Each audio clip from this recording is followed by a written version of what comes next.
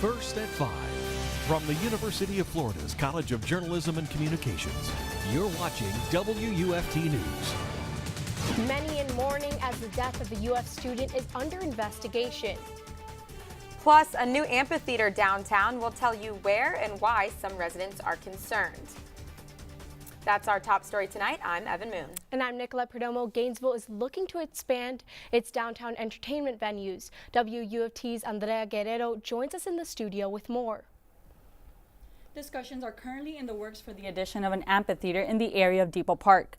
An amphitheater has always been part of the plan, but originally it was planned to have a small theater built in the park. But the city now plans to make a larger one, possibly in the old Gainesville Regional Utilities facility.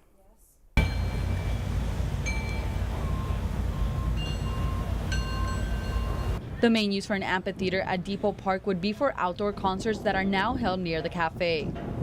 Well, if you have an amphitheater, you have another drawer for the downtown, and this is generally from the Bo Diddley Plaza all the way down to the park, including the Cade Museum, is what we call a arts district.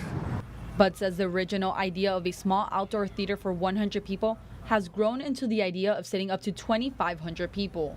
Even though the idea is still in the works, there are some concerns that are being raised in the community. The main concern for residents living nearby is the nighttime noise. Some residents have contacted the city saying this is an issue with other theaters around the country. I'm sure that this city will not do anything to damage neighborhoods. I think the alarm bells have gone off. We've heard everybody loud and clear, and I think we'll do something about it. Bud says when an event is held at Bo Diddley Plaza, the sound reaches the duck pound area many blocks away, something they would try to avoid with this amphitheater. Other issues are event parking and the cost of construction and maintenance.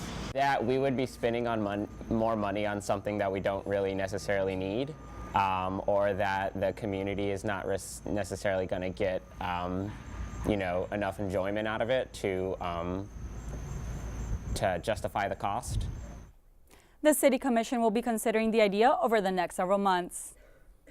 A UF student died Saturday evening after falling from a third-story apartment balcony. This is the second student to die from falling off an apartment balcony since January of 2016. WUFT's Mary J. Scully joins us from the newsroom with more reaction. Nicolette and Evan, friends are mourning the loss, saying Ian Burns was a talented singer and intelligent student, studying both music and engineering. Many residents at 13th Street apartment complex were not aware of the incident Saturday evening. 3 days after the death of 20-year-old Ian Burns, friends and classmates are coping with his sudden passing. The School of Music itself is pretty small and tight-knit, so even though I didn't know him, it's something like music kind of bonds us all. Ian did not live in the apartment complex where he fell, and many residents at 13th Street Apartments were unaware of the incident. I don't think I received anything about it. Yeah, I mean, I can see they might not want to alarm everybody about that, but I think it's kind of weird for them to not say anything. Police have not given us exact information yet because the death is still under investigation, but students that live in the building tell me he fell from the third-story balcony onto the concrete sidewalk below. As police continue to investigate, one thing we do know is that the building's balconies are up to code. I'm on my balcony fairly regularly. For safety, rails or walls must be at least 42 inches tall. It's a college town, and this is so close to campus, so it's full of college students, so obviously there are sometimes some parties that go on and things like that, but never anything reckless that I've ever seen. That code requirement has been enforced for apartments built in the last 15 years.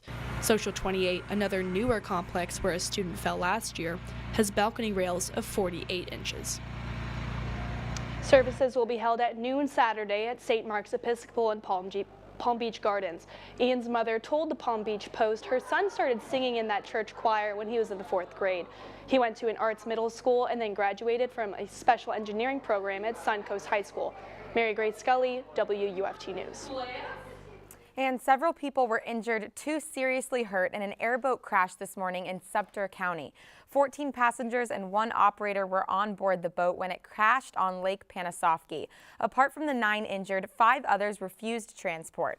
The airboat was a charter craft from Tom and Jerry's Airboat Rides. Details of the accident are not yet known, and FWC is handling the investigation. Well, I walked out the door this morning and turned right around to grab my jacket. Yes, it was definitely cold out. WUFT's Lee Southwick joins us now from the Weather Center to tell us how cold the temperatures will drop tonight.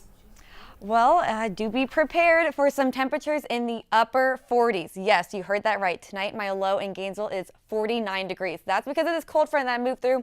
And you can see where it is right now. The line where the clouds and the rain are is where the cold front's continuing to push through. So it's trying to move into South Florida. But here in North Central Florida, we got sunny skies, cooler temperatures, 78 degrees right now in Gainesville, 80 in Ocala, 77 in Lake City. Those winds aren't gusting very strong right now, but tonight, cooling off. That's right, a low of 49 degrees right around 6 a.m. So make sure to grab that blanket before heading to bed. And tomorrow, when you're heading out the door, you're going to want to grab that jacket as well. But this is not our coldest morning of the night of the week. I'll tell you more coming up in my full weather update.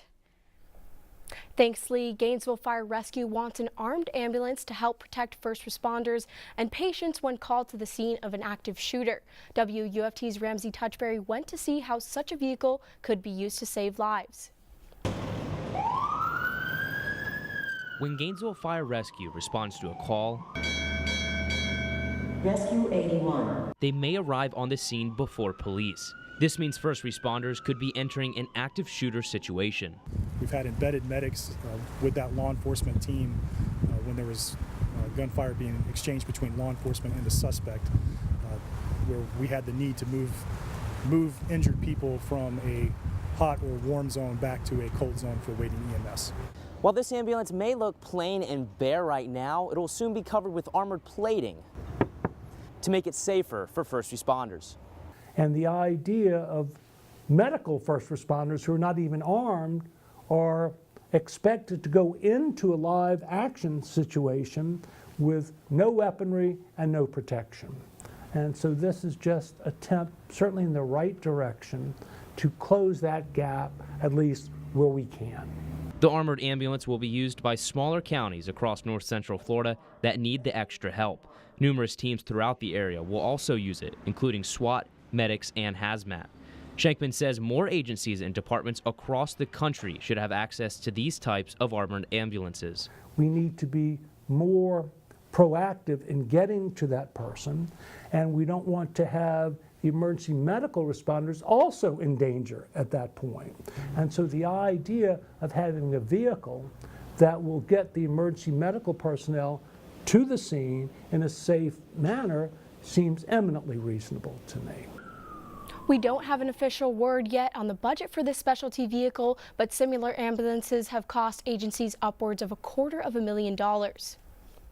And the City of Williston's first Veterans Memorial will open next year.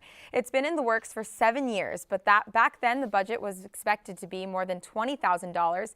Today, it's an $80,000 investment.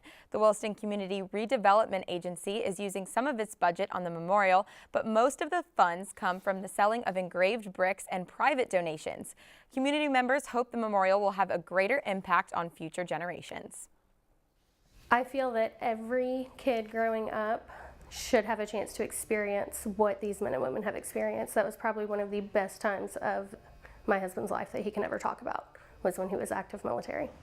The Williston Chamber of Commerce is still selling bricks at $50 a piece. The memorial is scheduled to open in May of 2018. And do you ever wish for an easier way to park in downtown Gainesville?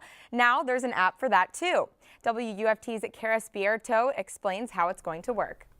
The app is called Passport Parking and is used by many other cities for their parking meters. The idea is to keep you from running around to feed the meter. A common problem for Gainesville residents is the struggle for convenient parking, especially downtown. You're always searching for spare change, making sure your meter doesn't expire, even worrying about getting towed. Now, the city hopes a cell phone app will ease the pain. Well, we've listened to the citizens. We've heard this time and time again when they go to larger cities that they could just simply swipe their card at the meter. This is very much more cost effective instead of replacing each individual meter head to go with the application. It's much more cost efficient for the taxpayers. Not only is downtown Gainesville becoming tech savvy by implementing this Passport Parking app, but on UF's campus in Midtown, people are also looking forward to using this Passport Parking app. Oh yeah, I definitely bring my car over here and park knowing that I could just put 50 cents in the meter or something like that through my phone. Positive feedback from students and visitors could result in more visits to Midtown to grab coffee or enjoy a quick bite to eat. I see our customers a lot running outside to, refill the meter or asking me for quarters, all the time. So I think the app will make it really convenient for them. There is an extra cost to use the app, 35 cents per transaction, but the city's 400-some parking meters will still take change. Passport app is now up and running for more than 2,000 cities in North America. UF added the service last year for its meter locations, like the Welcome Center Garage and the Southwest Rec Center. Coming up on WUFT News First at 5, a war of words between the president and two prominent GOP senators. We'll tell you what each side has to say. Blue skies over the University of Florida, temperatures in the mid-70s, but they'll be in the 50s by 10 o'clock tonight. I'll tell you how cold we'll get this week coming up.